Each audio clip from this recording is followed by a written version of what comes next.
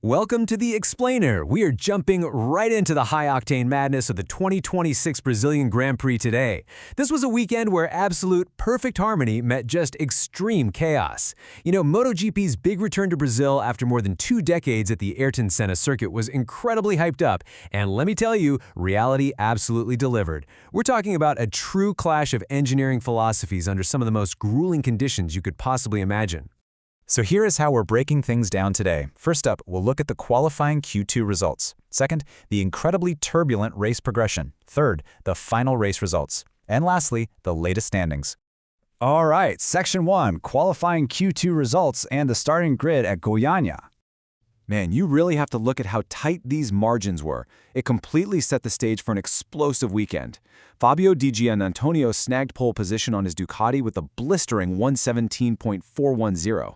And what's wild about this is that he actually had to fight his way all the way up from Q1 to pull it off. Just a pure display of grit on Saturday. He barely, and I mean barely, edged out Marco Bezzecchi and Marc Marquez, who were trailing by literally fractions of a second.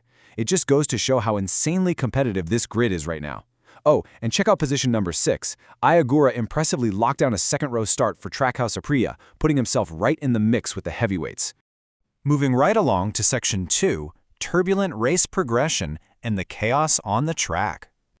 So Saturday was great, but Sunday brought a completely different beast. Extreme weather and heavy rain battered the circuit right before the main event.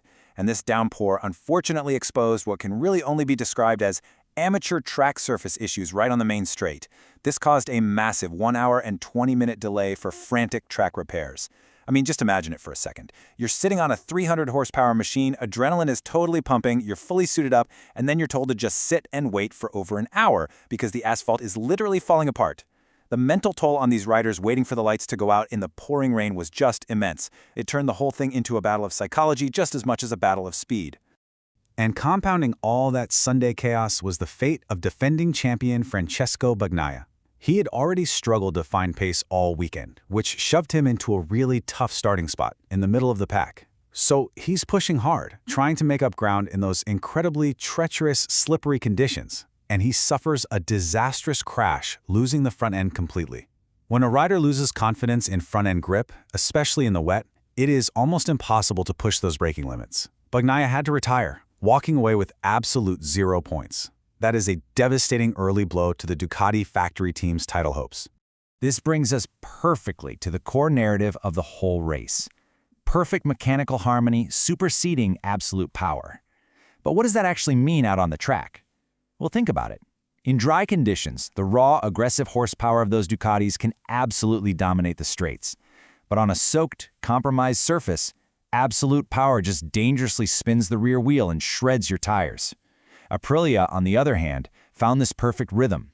They prioritized a smooth, balanced power delivery that synced up beautifully with the wet track.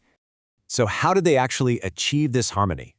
The factory Aprilia duo of Marco Bezzecchi and Jorge Martin put on a total masterclass in leveraging a bike's high-dimensional balance.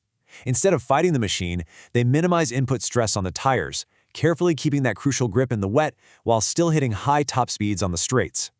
High-dimensional balance basically just means the bike's chassis, its electronics, and the engine braking were all talking to each other flawlessly. Operating in total unison, this works duo just smoothly pulled away from the pack. While everyone else was fighting just to keep their bikes upright, Aprilia genuinely made it look effortless. Okay, Section 3, final race results and the podium at Goiânia.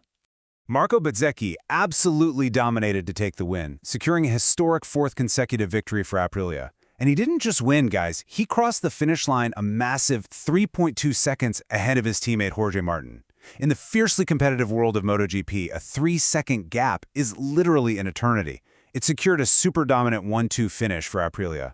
Pole sitter Di Giannantonio did manage to salvage a podium spot for Ducati in 3rd, successfully holding off a really fierce late-race charge from Marc Marquez, who came in 4th. And we absolutely have to highlight Ayagura's stellar performance here.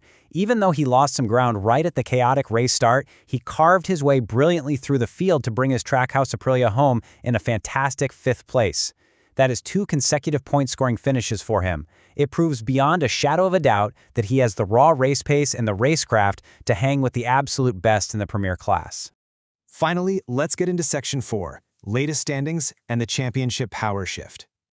Looking at this, the Aprilia duo has completely seized control of the standings. Bezzecchi takes a commanding lead with 56 points, jumping squarely into first place, with Martin trailing by 11 points in second. And definitely keep your eyes on Ogura. He is sitting incredibly close in sixth place with 33 points, firmly cementing Aprilia's terrifying presence across the entire top tier of the leaderboard. This manufacturer is currently operating on another planet right now, and the standings reflect that dominance perfectly.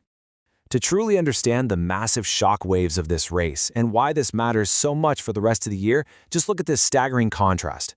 We have the new championship leader, Marco Bezzecchi, riding high, versus the defending champion Francesco Bagnaia, who has plummeted all the way down to 13th place. After just the second round of the season, a 46-point gap has already opened up between them. If you are a Bagnaia fan, that is a terrifyingly steep hill to climb this early in the year. Which leaves us with one burning question to wrap up our explainer today. Can the Ducati engineers, led by Davide Tardazzi, rapidly correct their Sunday setup issues, specifically that critical lack of front-end grip and their aero profiles, before the next showdown in Austin? The Grand Prix of the Americas is right around the corner. If Ducati doesn't find their mechanical harmony soon, Aprilia might just run away with this championship entirely. Thanks so much for joining me to unpack the Brazilian GP, and we'll see you at the next explainer.